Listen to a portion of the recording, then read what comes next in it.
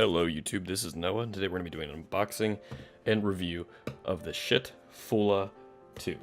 You heard that right, this is a piece of audio equipment developed by the company Schiit, and if you're not familiar with them, they like to either make puns out of their product names or base them off of Norse mythology.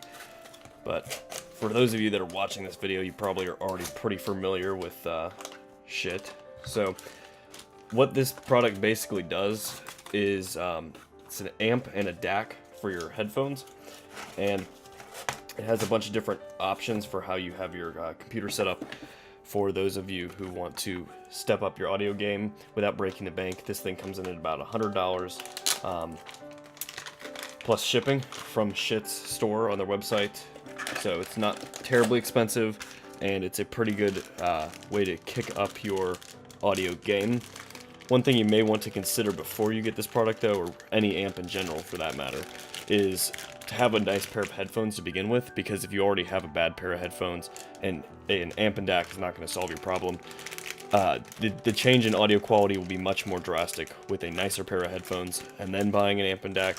So yeah, if you can only buy one or the other, I'd buy a nicer pair of headphones first and then buy the amp and DAC later. And most amp and DACs are they're separate devices, but this is a combo device, so it essentially processes the audio with the DAC, converts it to analog, and amplifies it for your headphones. Some other configurations you may see are like a stack.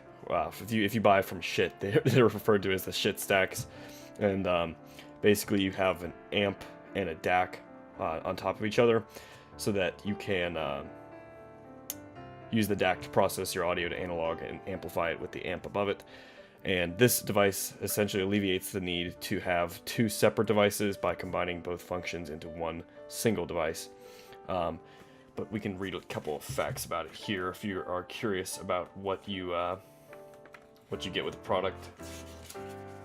So as far as connections go, you have analog input. So if you were like inputting audio from, say, your phone or another device that has audio output, you can input to this device. And then there's a headphone output for your headphones, of course. And then this is a 3.5mm jack. This is a 1/4 inch jack. And then on the back here, we have a variable preamp out. So if you were like outputting to powered speakers, then you could use this device as a preamp for those speakers. And then you have a fixed DAC output if you're going to use this device as solely for DAC purposes and you didn't need it as an amplifier, you could use this output. And then you have the two USB ports on the right here, and this one is solely for extra power. If you're getting like an error from your computer where the device is drawing too much power, you can use this input to add an additional power to the device. But if your computer is compatible with it, which most should be, if they're a modern computer, you can draw just the 5 volts from the USB 2.0 source or higher, and this will carry audio and power to the device. So in theory, to run this device, you only need the USB cable to power the device and send the audio information to this device, and then your headphone cable for output for your listening pleasure. So it's not too complicated. At around $100, it is quite an improvement over stock audio on most devices. I'm going to plug it in here, though, and let you know a little bit more about it. Really quickly before I do that, though, I'm going to take some measurements so you can see and get a feel for how much space this device is going to take up and how much it weighs.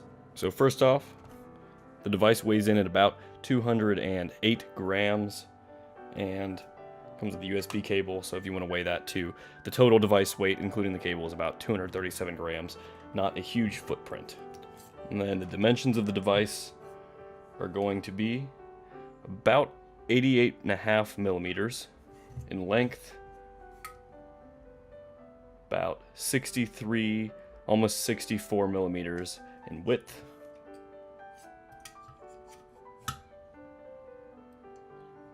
and about 30 millimeters even in depth. So really quickly, I wanted to give a couple of facts and pieces of information about this. These are manufactured by Schiit in the USA.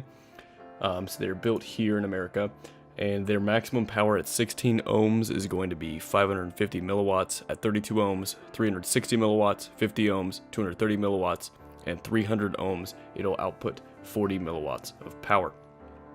This is a great audio device for those of you looking to spend, you know, a little bit more than the $100, but they don't want to break the bank.